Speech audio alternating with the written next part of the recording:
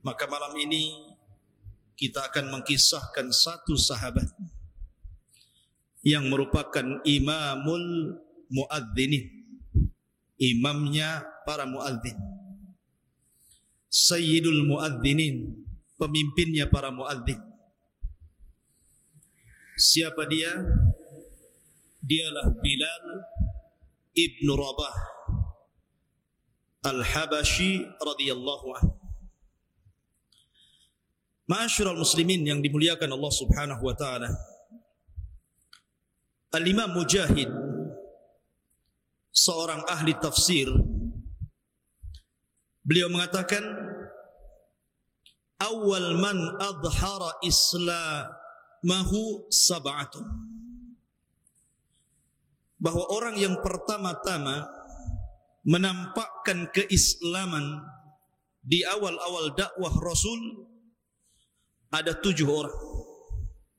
Mereka betul-betul menampakkan keislaman sehingga mendapatkan apa yang dilakukan oleh orang-orang kafir Quraisy dari ancaman, bahkan sampai kemudian usaha untuk melakukan pembunuhan. Siapa mereka? Al-Imam Al-Mujahid rahimahullah ta'ala mengatakan An-Nabiyyu sallallahu alaihi wasallam. Yang pertama Nabi sendiri. Kemudian yang kedua wa Abu Bakrin. Kemudian Abu Bakar. Kemudian yang ketiga wa Bilalun. Bilal ibnu Rabah yang kita akan kisahkan. Kemudian yang keempat Suhaib Ar-Rumi. Kemudian yang kelima Khabbab ibn Arat, seorang budak pandai besi. Kemudian yang keenam Ammar ibnu Yasir, Ammar bin Yasir. Kemudian yang terakhir Sumayyah Ummu Ammar. Sumayyah, wanita yang pertama syahid dalam Islam dan wanita yang pertama kali merasakan penderitaan karena perjuangan dia terhadap Islam. Namun sesungguhnya dia wanita yang paling bahagia yang pertama karena dia wanita yang syahid. Ketika itu belum ada laki-laki yang syahid kecuali beliau. Ma'asyiral muslimin yang dimuliakan Allah Azza wa Jalla. Maka di sini Imam Mujahid rahimahullahu taala menyebutkan Bilal pada urutan ketiga. Setelah Nabi sallallahu alaihi wasallam, kemudian Abu Bakar, kemudian Bilal. Karena memang kisah Bilal luar biasa. Nama Bilal tidak mungkin dilupakan manusia. Setiap Anda mendengar azan, maka kita diingatkan dengan Bilal. Setiap kita hendak melaksanakan solat, kita diingatkan dengan Bilal. Bahkan para muadzin sendiri sering kita kasih nama Bilal. Mana Bilalnya? Padahal bukan dia namanya. Dari sini menunjukkan bahwa posisi Bilal bin Rabah dalam Islam ini luar biasa. Makanya Al-Imam Ibnul Mubarak rahimahullahu ta'ala dia mengatakan Sadatus Saudan arba'atu, bahwa pemimpin dari kalangan orang-orang yang berkulit hitam ada 4. Kemudian yang pertama beliau menyebutkan Luqmanul Hakim, yang namanya disebutkan dalam Al-Quran, Suratul Luqman. Luqman adalah hamba sahaya, hamba dari Tuhan. Dan dia seorang penduduk Mesir dari Sudan, karena kulitnya hitam. Tapi kemuliaannya mengangkat derajat Luqman, sehingga namanya dijadikan satu surat dalam Al-Quran, Suratul Luqman. Kemudian yang kedua, Najasyi. Najasyi adalah Raja Ethiopia. ketika Nabi SAW mengizinkan beberapa para sahabat untuk hijrah pertama dalam Islam, maka para sahabat yang dipimpin oleh Ja'far bin Abi Thalib dan juga Utsman bin Affan dan sahabat-sahabat yang lainnya berangkat ke Ethiopia. Karena Rasul mengatakan di sana ada raja yang sangat adil yang mungkin boleh jadi akan memberikan perlindungan kepada kalian. Maka ketika sampai di Habasyah, rupanya mereka dikejar-kejar oleh orang-orang musyrik juga. Akhirnya kemudian orang-orang musyrik berusaha untuk mengembalikan orang-orang yang hijrah itu ke Mekah. Tapi setelah adanya dialog antar mereka dan disaksikan oleh Raja Najasyi, ternyata Raja Najasyi menjadikan sebab dialog itu keimanannya. Akhirnya dia masuk Islam. Walaupun dia tidak berjumpa dengan Nabi SAW sehingga tidak bisa dikatakan sahabat, tetapi dia masuk Islam di zaman Rasul masih hidup. Sehingga ketika wafatnya beliau, Nabi SAW mensalat gaibkan beliau. Kemudian yang ketiga, Bilal bin Rabah yang kita akan kisahkan. Seorang budak hitam, tetapi nasabnya tidak menjadikan dia hina. Setelah dia masuk Islam, Allah angkat derajatnya setinggi-tingginya. Sampai-sampai para ulama menyebutnya dialah Sadatul Muadzinin, pemimpinnya para muadzin. Kemudian Mahja' ma'ruf, kisahnya nanti kita akan kisahkan di lain waktu. Tapi yang jelas bahwa di sini di antara imam yang berkulit hitam adalah Bilal. Bilal ini menjadi budak sebelum Nabi SAW diutusnya menjadi Nabi dan Rasul. Keluarga Bilal ini tertawan dalam sebuah peperangan oleh satu kabilah namanya kabilah Jumahi. Kemudian dari Hamamah, ibu Bilal, menikah dengan Robah, lahirlah Bilal. Kemudian Bilal ini dibeli oleh seorang pemimpin musyrik Quraisy, namanya Umayyah ibn Khalaf al-Jumahi. Beliau adalah Sadatu Quraisyin, termasuk pemimpin-pemimpin Quraisy. Adapun sebab keimanan Bilal bin Rabah, karena Umayyah bin Khalaf ini adalah pemimpin dari pemimpin Quraisy. Terkadang dia membuat pertemuan di rumahnya, bagaimana caranya untuk menghadang dakwah Rasul. Ya, mungkin di situ ada Abu Jahal, di situ ada Mughirah, di situ ada musuh-musuh Nabi SAW berkumpul di rumah Umayyah bin Khalaf ini. Kemudian bercerita tentang strategis mereka untuk menghalang-halangi dakwah Rasul. Bilal adalah budaknya Umayyah, tentu mendengar apa yang mereka katakan dalam rapat itu. Tapi membuat pertanyaan besar, bagaimana mungkin sosok Nabi SAW yang dikenal oleh orang-orang Quraisy, termasuk juga Bilal, seorang yang dipuji akhlaknya, Sadiqul Amin. Sebelum diangkat jadi Nabi dan Rasul, Rasul itu sudah dikatakan Sadiqul Amin. Orangnya jujur dan amanah. Dan tidak ada orang yang lebih jujur dan amanah dibandingkan Nabi ketika itu, dan menjadi kebanggaan penduduk Mekah. Sehingga apabila penduduk Mekah ini melakukan safar, maka mereka terkadang menitipkan barang-barang mereka kepada siapa? Kepada Rasul. Ini belum diangkat jadi Nabi dan Rasul. Kenapa? Karena mereka tahu amanahnya Nabi SAW. Tapi di satu sisi, kenapa pula kemudian orang-orang ini mencaci maki Rasul, mengatur strategis jahat terhadap Rasul? Ini yang menjadikan pertanyaan besar bagi Bilal. Kenapa orang baik kok dimusuhi? Dari situlah kemudian Bilal, karena mendengar informasi dari tuannya ini, maka dia mencoba untuk menyelidiki sebenarnya apa yang terjadi dan apa yang dibawa Nabi SAW.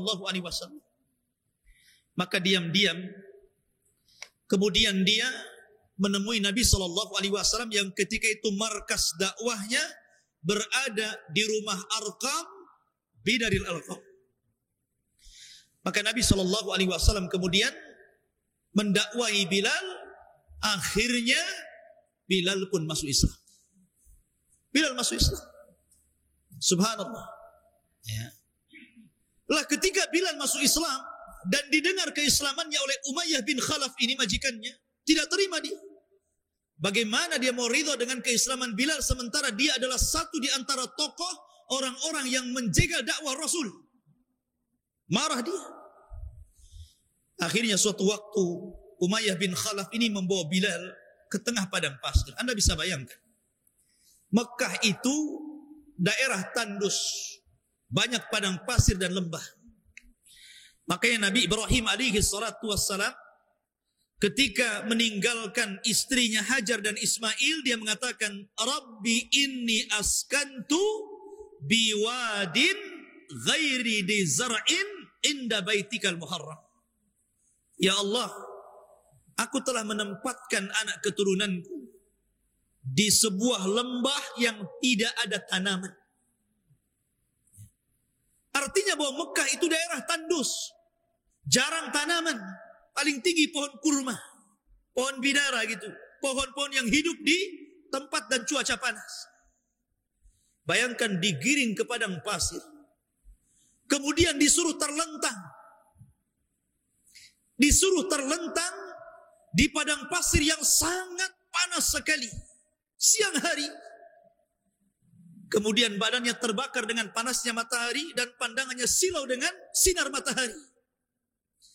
Di situ Umayyah mencambuk Bilal, dipaksa untuk murtad. Subhanallah. Satu-satunya budak dalam Islam atau sahabat yang masuk Islam yang mendapatkan ujian ketika mempertahankan Islam, tidak ada yang sanggup kecuali Bilal. Seluruh sahabat tidak sanggup dengan siksaan majikan-majikan mereka. Lihatlah Ammar bin Yasir. Ammar bin Yasir disiksa oleh orang-orang Quraisy. Akhirnya dia tidak tahan dengan siksaan itu, terpaksa dia mengucapkan kalimat kufur walaupun hatinya tetap beriman. Kemudian turun ayat, illa man ukriha wa qalbuhu mutmainnun bil iman. Tidak mengapa seseorang itu mengucapkan kalimat kufur kalau memang dia disiksa dan dipaksa untuk kufur selama hatinya penuh dengan keimanan. Tapi tumbang juga Ammar. Kemudian Khabbab bin Arat, dia tidak tahan disiksa karena setiap dia pulang ke majikannya, dia kan pandai besi, bekerja kepada majikannya, tukang membuat senjata. Jadi kalau datang majikannya suruh murtad, gak mau, diambilkan besi panas diletakkan di badannya sampai seluruh badannya habis karena ada bekas luka bakar. Dia datang kepada Nabi SAW mengeluh dan mengatakan, ya Rasulullah, ala tad'u lana, ala tastaghfir lana. Rasul, kami sudah enggak kuat, tolong lihat kami, berikan rasa ibamu kepada kami. Kami sudah kuat, berdoalah kepada Allah, berilah pertolongan untuk kami. Tapi Nabi SAW mengatakan, ya Khabbab, jangan tergesa-gesa, pertolongan itu akan datang. Dia enggak kuat. Tapi Bilal, subhanallah, Bilal tetap tegar, tidak mengeluh, dan hampir sakaratul maut. Dia tetap mengatakan ahadul ahad, ahadul ahad, bahwa Allah yang Maha Esa, tidak ada yang esa daripada Allah Subhanahu wa ta'ala. Terus dia mengucapkan kalimat itu, Qul huwallahu ahad, Allahus samad, lam yalid walam yulad walam yakul lahu kufuwan ahad. Lihat ikhwah fillah dimuliakan Allah Azza wa Jalla. Kalau Nabi SAW menampakkan keislaman, di belakang Nabi ada pamannya Abu Talib. Dan Nabi SAW keturunan Sayyidul Batha, pemimpinnya bangsa Arab bila munazi', tanpa ada khilaf di antara ulama. Dia keturunan Abdul Muttalib, di mana tidak ada satupun pembesar Quraisy, tidak Abu Jahal, tidak Abu Lahab, tidak Mughirah, tidak Umayyah, tidak siapapun berani bicara di hadapan Abdul Muttalib. Karena dia pemimpinnya Arab ketika itu. Makanya Nabi berbangga dengan Abdul Muttalib. Dalam peperangan dia menentang musuh-musuhnya dan mengatakan, ana Muhammad la kadhib, ana ibni Abdul Muttalib. Saya Muhammad dan saya tidak dusta. Saya seorang nabi dan saya tidak dusta. Dan saya keturunan Abdul Muttalib. Dengan bangganya Rasul mengatakan seperti itu. Artinya apa? Nabi SAW ketika menampakkan Islam, ada pamannya. Ada Khadijah yang kaya. Sehingga orang-orang musyrikun tidak bisa menyentuh Rasul. Kecuali setelah wafat keduanya. Adapun Abu Bakar, dia punya kaum yang membelanya. Dia punya kabilah yang membelanya. Sehingga orang-orang Quraisy tidak berani kepada Abu Bakar karena harus berhadapan dengan kabilahnya. Adapun Bilal, siapa Bilal? Tidak ada backing di belakangnya. Tidak memiliki kabilah karena dia seorang budak. Tidak memiliki nasab, tidak memiliki harta, tidak memiliki dhu wajhin jamil. Makanya Bilal merasakan siksa dan azab dari musuh itu luar biasa. Tapi dia tetap tangguh dalam keimanannya. Ketika dia terus mengucapkan ahadul ahad, Abu Bakar Siddiq lewat. Dia melihat keimanan yang luar biasa kepada Bilal.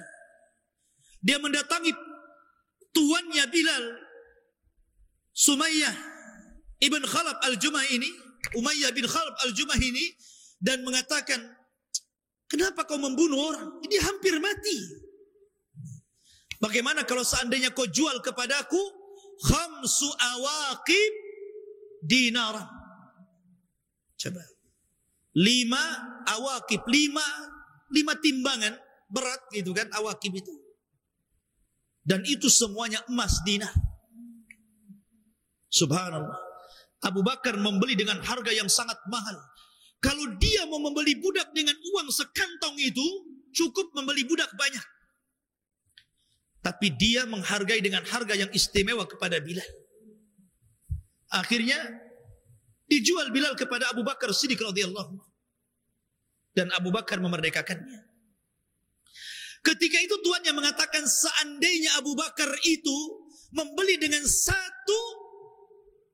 dinar, aku akan memberinya. Maka kedengaran kepada Abu Bakar, dijawab oleh Abu Bakar, walaupun dia memberikan tawaran 100 awaqib, aku juga beli. Lihat. Nih, tawar-tawaran ini. Dia menyedikitkan, ini memperbanyak. Itulah Abu Bakar Siddiq radhiyallahu anhu. Sehingga ketika Abu Quhafah, siapa Abu Quhafah? Bapaknya Abu Bakar.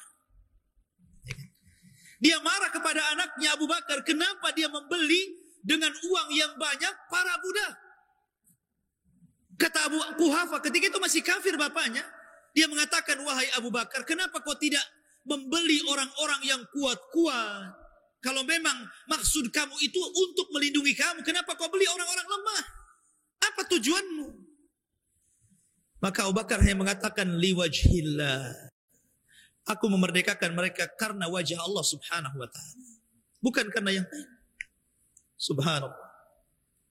Wa minan nasi man yashri nafsahu ibtigha'a mardatillah.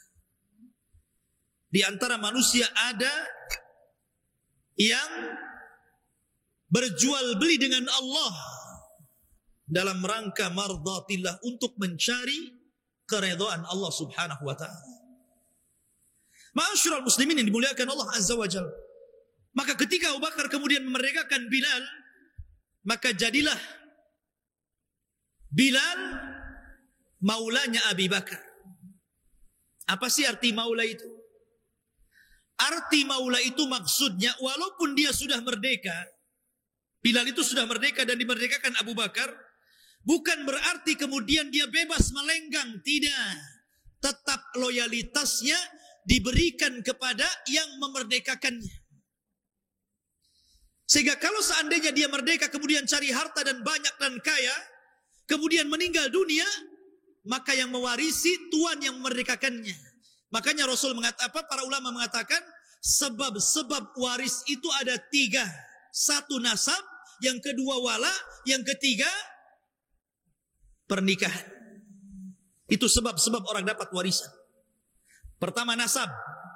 Nasab ma'ruf, orang tua mewariskan hartanya kepada anaknya. Karena apa? Anaknya nasab dia. Anak kepada bapaknya. Kemudian nikah ma'ruf, suami mewarisi harta istri, istri mewarisi harta suami kalau keduanya meninggal.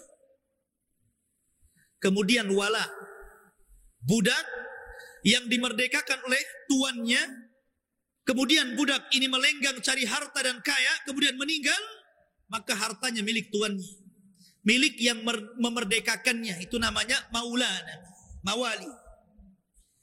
Jadi Abu Bakar itu, Bilal itu maula Abi Bakar. Nah, setelah kemudian hijrah besar-besaran dari Mekah ke Madinah, maka Bilal pun ikut hijrah bersama para sahabat yang lain.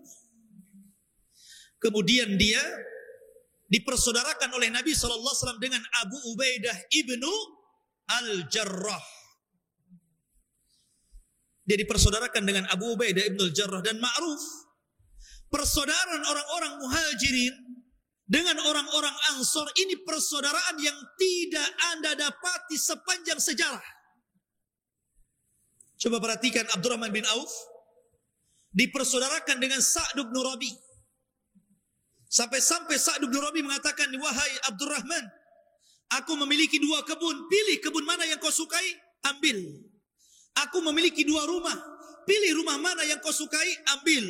Aku punya 2 istri. Coba kau pandang. Ketika itu belum ada turun ayat hijab, sehingga bisa memandang wanita. Mana yang kau anggap paling cantik dan kau sukai, ku ceraikan dia. Selesai masa idah, nikah dengan dia. Yang ketiga yang mantap. Masyarul muslimin yang dimuliakan Allah Subhanahu wa ta'ala. Maka Bilal dipersaudarakan dengan siapa? Abu Ubaidah ibnul Jarrah, seorang sahabat yang kelak akan menjadi jenderal perang di masa kekhilafahan Umar ibn Khattab. Abu Ubaidah ibnul Jarrah, pengganti Khalid bin Walid. Maka Bilal pun kemudian selama di Madinah, seluruh peperangan hampir tidak luput. Terlibat dalam perang Badar, terlibat dalam perang Uhud, terlibat dalam perang Khandaq, terlibat dalam perang, seluruh peperangan tidak pernah Bilal absen. Dan ini menunjukkan bagaimana Bilal ini seorang mujahid. Hatinya dipenuhi dengan jihad. Barulah setelah kemudian Nabi SAW diperintahkan Allah Subhanahu wa ta'ala setelah sampai di Madinah untuk sholat berjamaah. Di Mekah masih sholat sendiri-sendiri. Tapi setelah kemudian pasca hijrah ke Madinah, mulailah ada syariat, namanya syariat sholat jamaah dan syariat adzan. Berarti adzan ini disyariatkan di mana? Di Madinah. Lah ketika kemudian para sahabat datang kepada Rasul, masing-masing memberikan ide kepada Rasul untuk memberikan alamat bagaimana caranya manusia itu mudah berkumpul apabila datang waktu sholat. Sebagian sahabat mengatakan, Rasul, bagaimana kalau kita tiup trompet saja? Kalau datang waktu duhur kita tiup tuh trompet, biar orang-orang yang di pasar tahu telah datang waktu duhur, sehingga mereka datang ke masjid. Kemudian sahabat yang lain mengatakan, bagaimana kalau kita buat lonceng besar? Apabila datang waktu sholat kita kentong saja loncengnya. Kemudian sahabat mengatakan, bagaimana kalau kita nyalakan api di atas bukit? Jadi kalau datang waktu sholat kita nyalakan sebentar, sehingga orang-orang tahu ini datang waktu sholat. Tapi semua ditolak oleh Rasul. Coba bayangkan kalau tidak ditolak, mungkin masjid itu banyak trompet, banyak lonceng, banyak api itu. Kalau tidak ditolak ya, mungkin banyak itu. Mungkin nanti ada parade lonceng. Mungkin besar-besaran tuh loncengnya itu. Kalau ada kampanye lonceng yang keluar. Tapi semua ditolak. Tidak ada lonceng, tidak ada trompet, tidak ada juga nyala api. Karena semua tasyabbuh dengan Orang-orang musyrik, kata Rasul, tidak.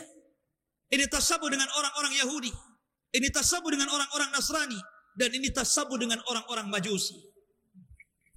Maka selepas kemudian para sahabat bubar, tiba-tiba salah seorang sahabat namanya Abdullah bin Zaid. Ketika dia malam-malam tidur, rupanya dia bermimpi, dalam mimpinya diajarkan lafaz azan yang kita kenal oleh malaikat. Ketika dia terbangun, kemudian dia melapor hal itu kepada Nabi SAW. Rupanya mimpi yang sama dirasakan oleh Umar ibn Khattab. Umar bin Khattab pun bermimpi dengan mimpi yang sama. Didatangi malaikat, kemudian diajarkan lafaz azan yang lafaznya sama persis dengan yang diajarkan Abdullah bin Zaid. Padahal keduanya tidak ketemu dan tidak kompromi. Tiba-tiba datang kepada Rasul keduanya dan menceritakan mimpinya. Dan mirip mimpinya.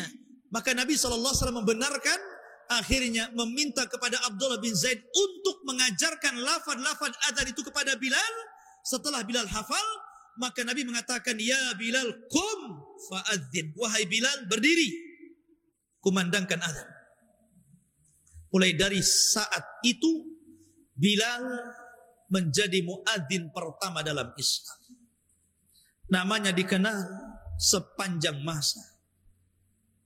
Sekarang sudah 1439 Hijriah. Sudah 14 abad lebih nama Bilal tidak dimakan zaman.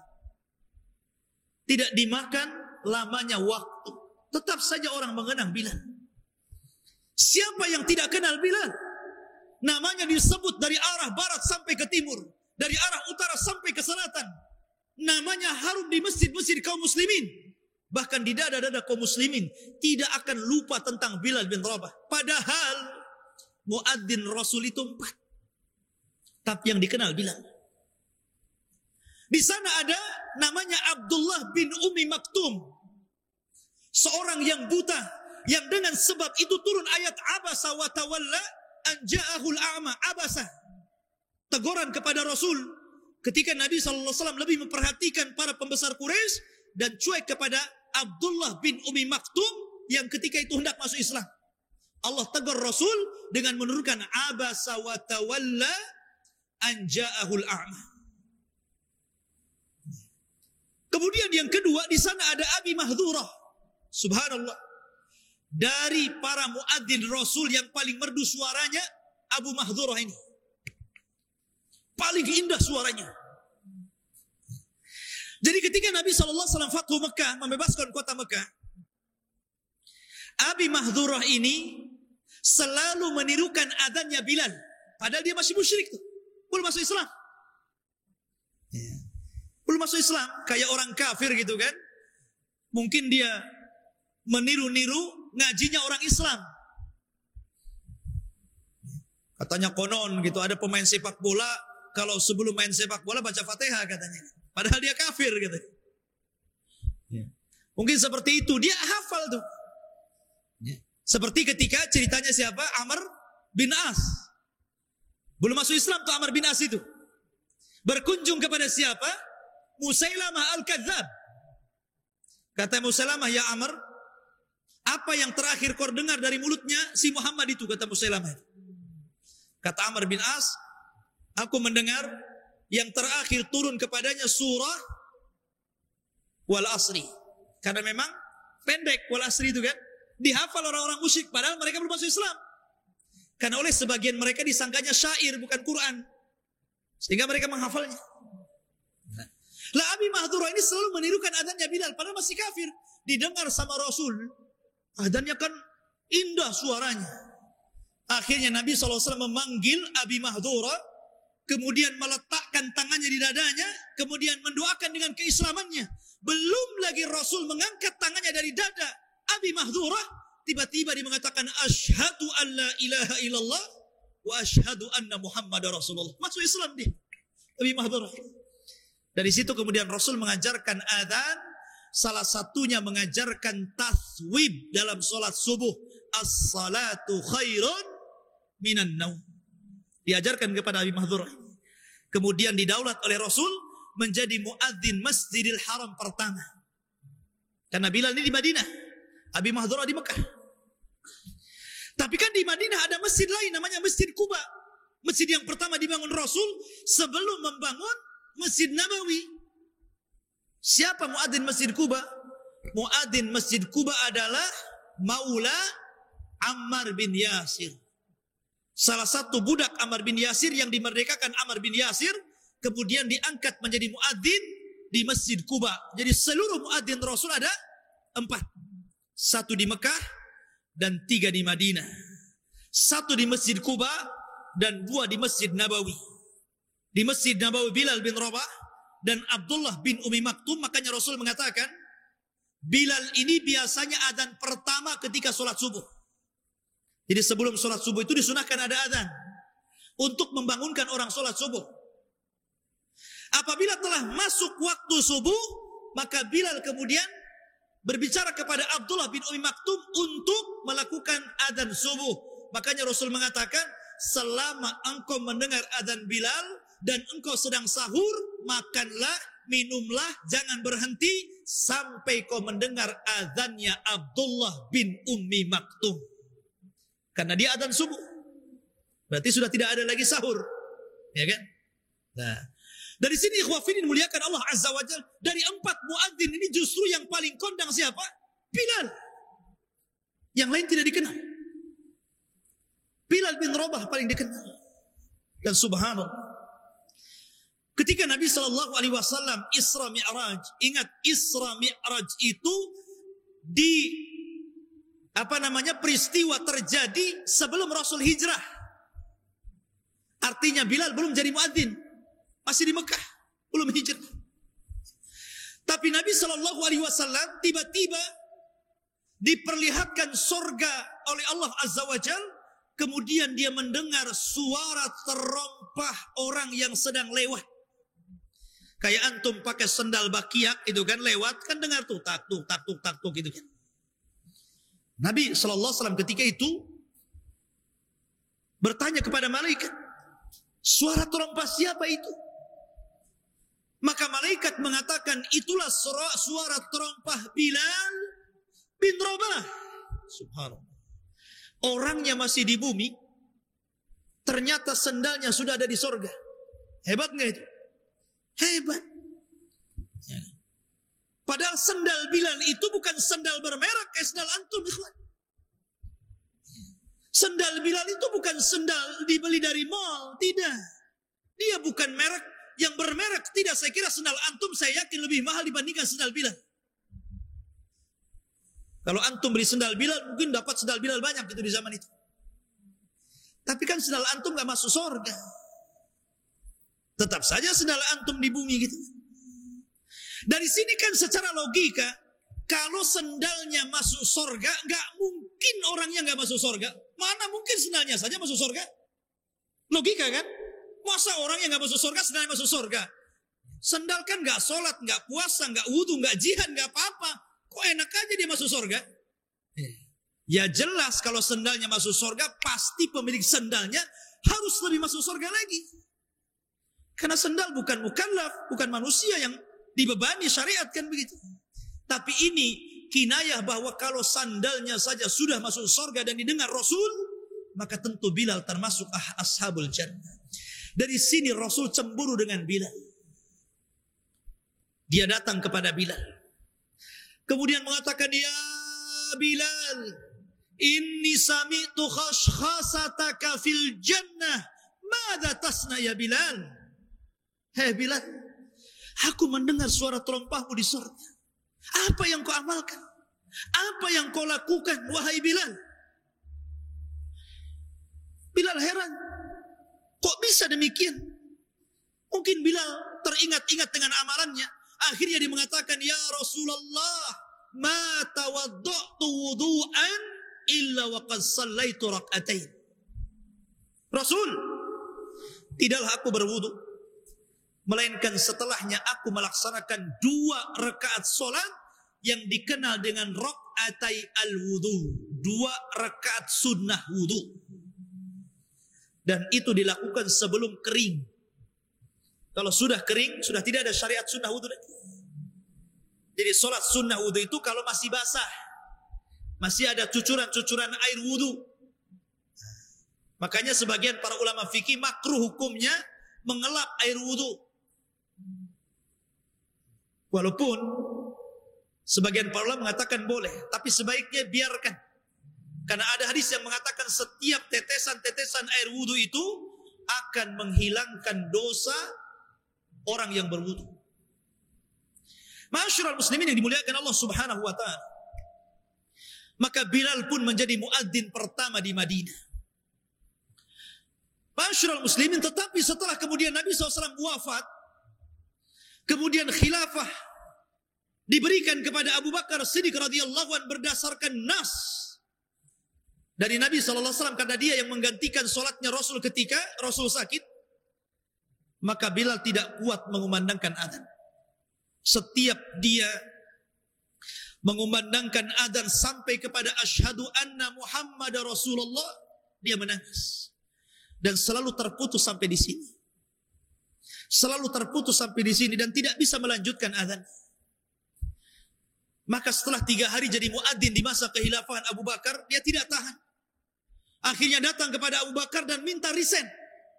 Tidak mau jadi muadzin lagi, minta diganti orang lain. Ketika itu Abu Bakar meminta agar Bilal tetap jadi muadzin. Maka Bilal kemudian mengatakan, wahai Abu Bakar, kalau kamu ketika memerdekakan diriku niatnya karena kamu, maka aku siap jadi muadzin karena perintah.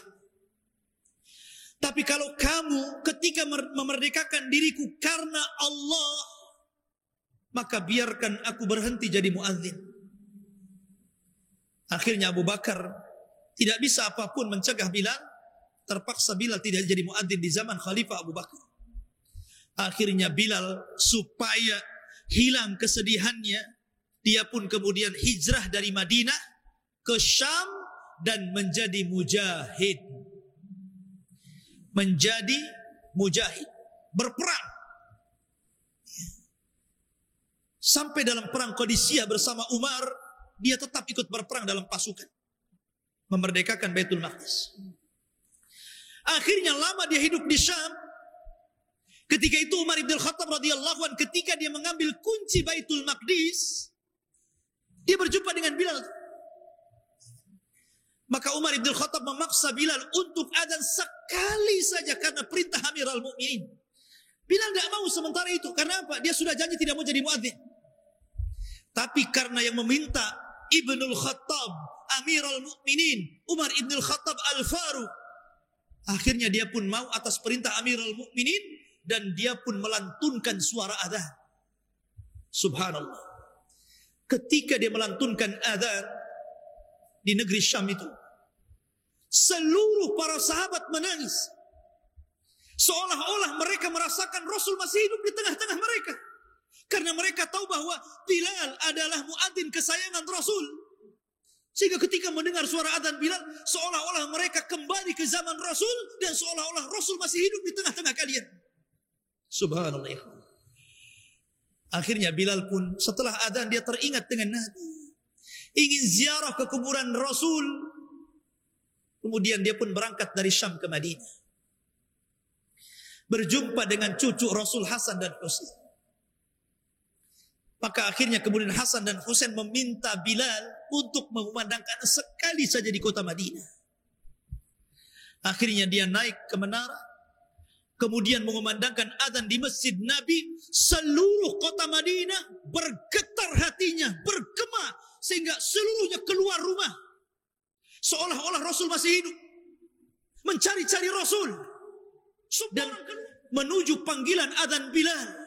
Mereka diingatkan dengan Nabi SAW. Maka Bilal pun tidak tahan berada di Madinah. Terkenang dan teringat dengan Rasul. Dia pun sedih. Akhirnya dia balik lagi ke Syam. Kemudian jadi mujahid di sana. Dan berakhir dengan wafatnya Bilal bin Rabah di negeri Syam. Negerinya Bilal. Negerinya Khalid bin Walid. Negerinya para sahabat Rasul. Negeri yang diberkahi. Negeri yang melahirkan para ulama. Negeri yang melahirkan kitab-kitab ahli sunnah wal jamaah. Negeri Syam. Bilal meninggal di situ. Ma'asyiral muslimin yang dimuliakan Allah Subhanahu wa ta'ala. Maka adzan adalah syariat yang sangat agung dalam Islam. Karena adzan itu panggilan Allah, bukan panggilan Bilal. Allah yang memanggil kita untuk sholat, untuk mentauhidkan Allah, untuk membesarkan Allah, untuk mengajak menang kepada kaum muslimin. Hayya 'alal falah, mari kita menang. Maka tidak pernah ada bandingan suara adzan dengan suara siapapun di alam semesta ini.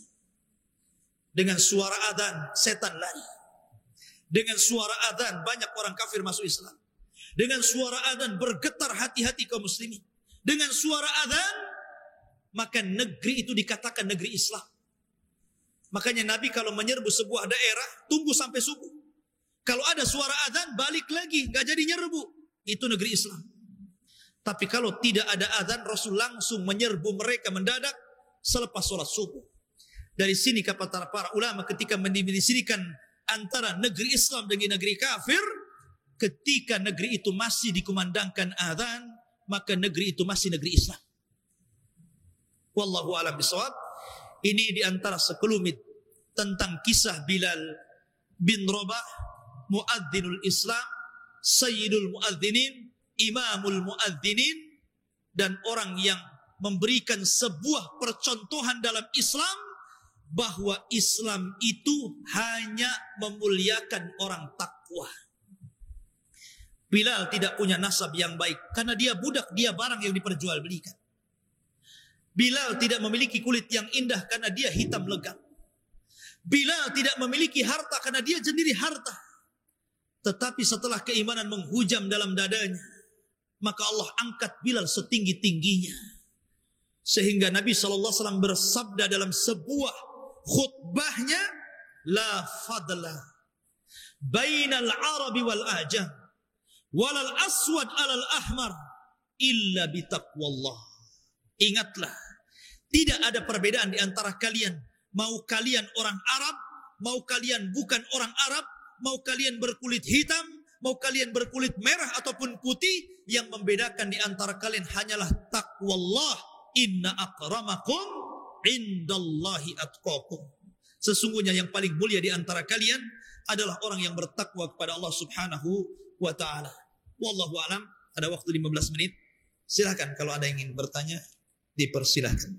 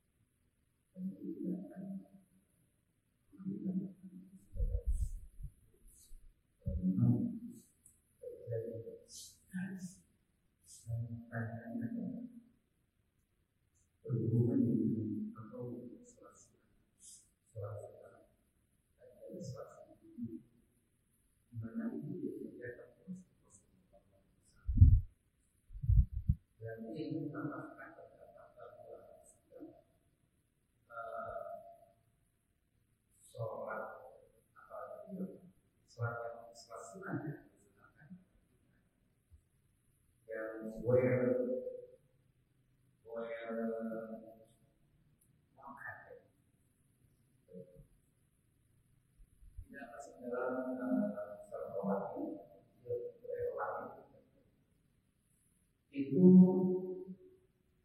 tidak semuanya nasrani daripada sholat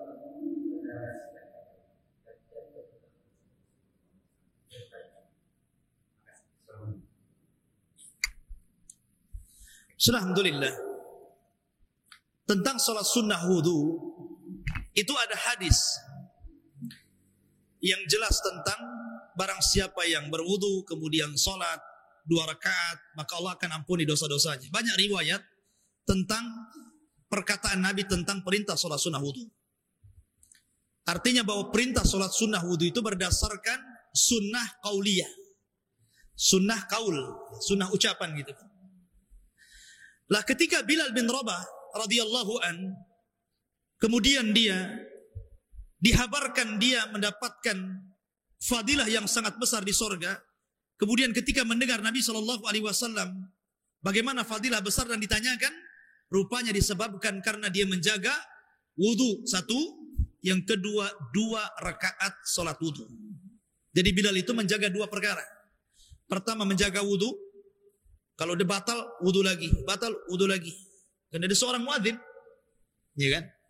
Yang kedua, dia menjaga 2 rakaat sunnah wudu. 2 rakaat sunnah wudu.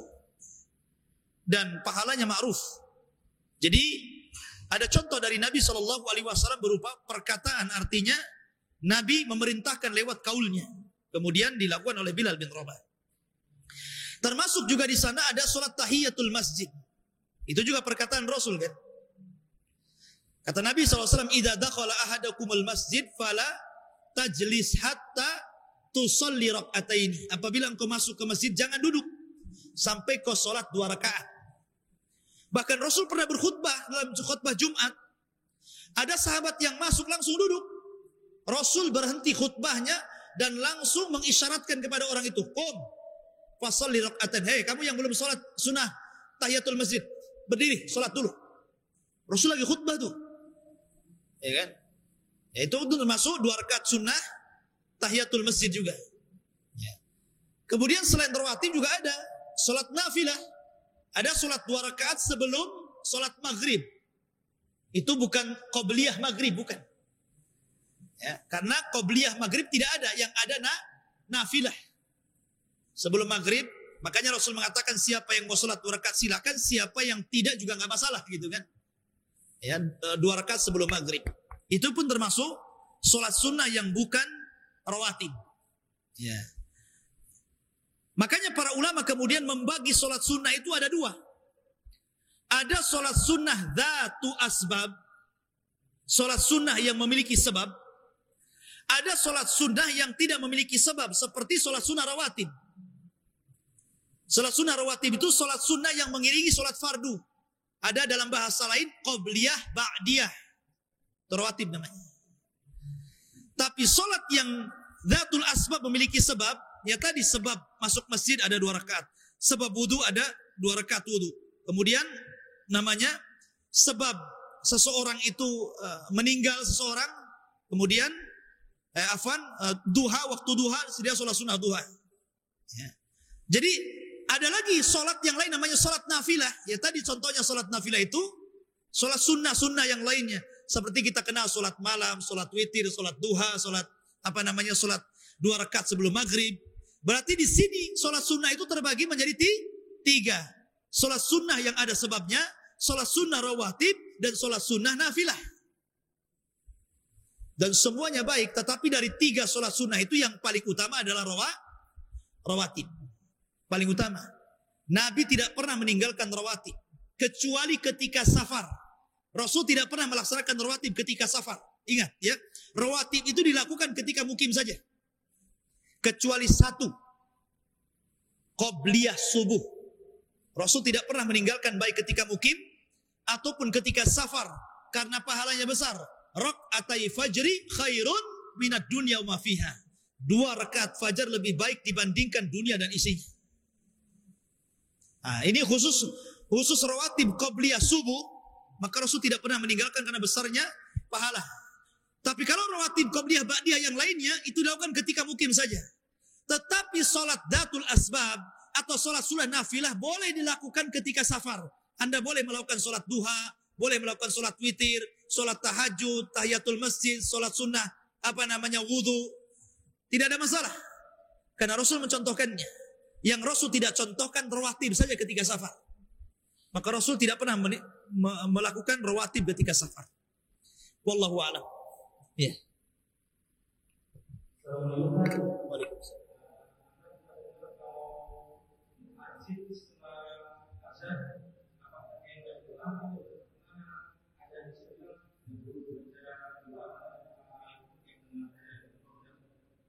Ya. Sunnah-sunnah adzan itu terbagi menjadi 2. Ada sunnah bagi muadzin, ada sunnah bagi yang mendengarkan. Adapun sunnah bagi muadzin, para ulama mengatakan pertama harus seseorang itu suci. Itu sunnah, suci maksudnya dari hadas besar dan hadas kecil. Bagaimana kalau dia punya hadas, kemudian dia tetap adzan, sah adzannya, tapi makruh kata para ulama. Yang kedua, menghadap kiblat. Menghadap kiblat. Yang ketiga, rafi'an sautahu. Harus meninggikan suaranya. Jangan pelan-pelan. Allahu Akbar, Allah. Nggak boleh. Yang keras kenceng muazzin itu. Karena Rasul mengatakan yughfar lil muadzinina mada sautihi. Akan diampuni dosa-dosa muadzin itu sejauh suaranya. Sampai di mana suara dia? Kemudian yang keempat, sunnah muadzin harus mengarahkan wajah ke atas dan memasukkan jari ke telinga. Jadi jangan begini. Allahu Akbar, Allah. Begini. Ke atas. Kemudian ini masukkan ke telinga. Supaya kita nggak kepelengan. Ya. Jadi begini. Apalagi kalau mic-nya begini kan senang kayak gini kan. Kemudian yang berapa tadi? 6 sekarang ya. 6 apa 5? 6. Ya. Kemudian suara muadzin itu harus indah. Sesuai dengan tajwid. Karena adzan itu bahasa Arab. Paling panjang tajwid itu dalam Quran berapa harokat? 6. Paling panjang itu, mad itu 6 harokat. Jadi jangan orang adzan panjang banget, mau kemana tuh? Ya kan? Jadi harus sesuai tajwid dan juga indah suaranya. Kemudian yang nomor 7, muadzin kalau memang dia tidak sanggup berdiri boleh duduk. Kalau tidak sanggup duduk boleh berbaring, sama dengan sholat. Gak sanggup berdiri, baring. Apa namanya duduk? Gak sanggup duduk, baring. Mungkin muadzinnya sakit. Nah, di kamar Allahu Akbar, gak masalah. Gimana? Fattaqullaha mas tata'tum, bertakwalah semampu kalian. Bertakwa semampu kalian. Ya memang mampunya tidur ya tidur, macam mana pula masa yang mau dipaksain bangun gitu. Ya. Kemudian juga sunnah muadzin, dia harus yang berakal. Ya. Kalau bisa sudah balik. Tapi anak-anak kalau muadzin tidak ada masalah, dilatih. Tapi bagaimanapun orang yang dewasa lebih baik dia muadzin. Ini diantara sunnah-sunnah muadzin. Kemudian sunnah yang mendengarkan, ada juga sunnah yang mendengarkan. Pertama tardid, ngikuti ucapan muadzin. Kalau muadzin mengatakan Allahu Akbar, Allahu Akbar, nah, kita juga Allahu Akbar, Allahu Akbar. Itulah tardid namanya, ya kan? Kemudian yang kedua, membaca sholawat. Karena dalam adzan itu disebutkan wa asyhadu anna Muhammadan Rasulullah. Setiap yang disebutkan nama Muhammad bersolawat. Kemudian memintakan wasilah untuk Rasul. Ati Muhammadanil wasilata wal fadilah. Atau lengkapnya Allahumma rabba hadihi da'wati tamah wassalatil qa'imah. Ati Muhammadanil wasilata wal fadilah. Wab'athu maqaman mahmudanil ladhi wa'attah. Innaka la tukhliful mi'ad. Di sini maknanya, ya Allah wa ati Muhammadanil wasilah. Ya Allah, berikan wasilah untuk Nabi kami Muhammad. Kata Rasul, siapa yang memintakan wasilah untukku, halat lahu syafaat yaumil qiyamah. Maka dia berhak mendapatkan syafaat pada hari kiamat. Itu penting. Kemudian membaca raditu billahi rabbah wa bil islami dina wa bi Muhammadin nabiyya wa rasulah. Setelah mengucapkan asyhadu an la ilaha illallah wa asyhadu anna Muhammadar Rasulullah, raditu billahi rabbah wa bil islami dina wa bi Muhammadin nabiyya wa rasulah. Nah, banyak sunah-sunahnya kan? Ya, tapi yang kita mungkin antum cuma satu saja, doa adzan saja kan? Nah, panjang itu sunah-sunahnya. Ya Allahumma salli ala Muhammad. Allahumma rabbah ad-da'wati tamah was-salatil qa'imah ati Muhammadanil wasilata wal fadilah wa ba'athu maqaman mahmudan allati wa'atta innaka la tukhliful mi'ad. Asyhadu an la ilaha illallah wa asyhadu anna Muhammadar Rasulullah, raditu billahi rabba wa bil islami dina wa bi Muhammadin nabiyya wa rasulah. Harusnya begitu. Hafal tak tuh? Ya, jadi baru dengar. Ya. Jadi itu sunnah-sunnah bagi yang mendengar. Adapun tentang apakah muadzin itu membaca doa atau tidak, ini khilaf ulama. Karena melihat teks hadis, seolah-olah teks hadis itu kembali kepada orang yang mendengar. Hadis itu kalau diperhatikan lafadznya memang suruhan kepada yang mendengar azan. Sehingga ada sebagian ulama mengatakan muadzin cukup azan, yang menjawab itu biarlah yang berdoa. Tapi juga ada yang mengatakan umum, boleh muadzin, boleh pendengar, dua-duanya boleh baca. Wallahu a'lam. Memang itu ada dua pendapat. Wallahu a'lam. Waalaikumsalam.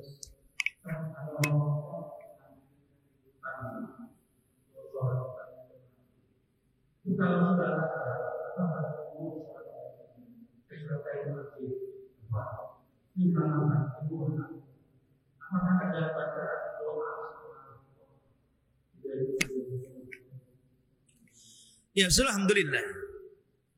Tahiyatul masjid ini umum. Karena Rasulullah mengatakan apabila masuk masjid maka salatlah 2 rakaat, mau sebelum adzan, mau setelah adzan. Karena dia bukan rawatib. Memang Rasul tidak menyebut nama tahiyatul masjid, tidak. Yang memberi nama tahiyatul masjid ini para ulama. Kenapa para ulama menyebut solat itu disebut tahiyatul masjid? Karena lafadznya apabila masuk masjid. Makanya para ulama memberi nama tahiyatul masjid supaya dibedakan antara sunnah satu dengan sunnah yang lainnya. Karena hampir semua sunnah itu 2 rakaat. Kalau nggak dikasih nama, antum sholat apa? Ya, sholat sunnah wudu 2 rakaat, tahiyatul masjid 2 rakaat, kemudian rawatib 2 rakaat. Yang mana satu untuk 2 rakaat kan? Makanya kemudian dibuat nama-nama supaya kita ketika niat sholat itu dengan niat bisa membedakan antara satu sunnah dengan sunnah yang lainnya. Niat ini. Ya. Adapun kecuali kalau antum masuk masjid tidak ada waktu kecuali hanya 2 rakaat. Harus milih yang mana? Itu masalahnya. Antum kalau borong sholat sunnah semua tak mungkin, ntar lagi qomat. Antum hanya dikasih kesempatan 2 rakaat saja. Ya tentu ya antum memilih yang terbaik dari sholat-sholat sunnah. Dari yang terbaik ya tentu rawatib. Ada juga yang membolehkan menggabungkan niat untuk beberapa sholat selama sama rakaatnya dan sama sunnahnya. Menggabungkan niat namanya. Sebagaimana saya baca dalam kitabnya Usul Fikih karya Abdurrahman As-Sa'di dan juga karya Syekh Utsaimin dalam Mandhumah Fiqhiyah. Dibolehkan satu niat beberapa sholat dilakukan dengan satu ibadah. Jadi niatnya banyak tapi satu ibadahnya gitu. Wallahu a'lam. Adapun doa setelah qomat tidak ada. Karena setelah qomat itu orang sudah berdiri, harus memperhatikan imam. Antum harus perhatikan gaya antum. Disitulah waktunya tahdzirun niat, menghadirkan niat. Bukan melafazkan niat. Menghadirkan niat itu artinya konsentrasi. Berdiri, hadap kiblat, tengok kancing, jangan-jangan ada yang tengok translating, jangan-jangan belum di translating. Konsentrasi antum. Menghadirkan niat, antum akan berhadapan dengan Allah. Ya. Doa itu ada setelah adzan dan sebelum qomat. Ada doa yang ditentukan seperti tadi. Ya, doa memintakan wasilah, kemudian bacaan-bacaan yang diajarkan Rasul. Ada juga doa umum. Jadi setelah antum membaca bacaan selepas adzan yang disunnahkan, selepas itu antum boleh doa sampai menjelang qomat. Dan doa di antara adzan dan qomat mustajab. Tidak mungkin ditolak Allah Subhanahu wa ta'ala.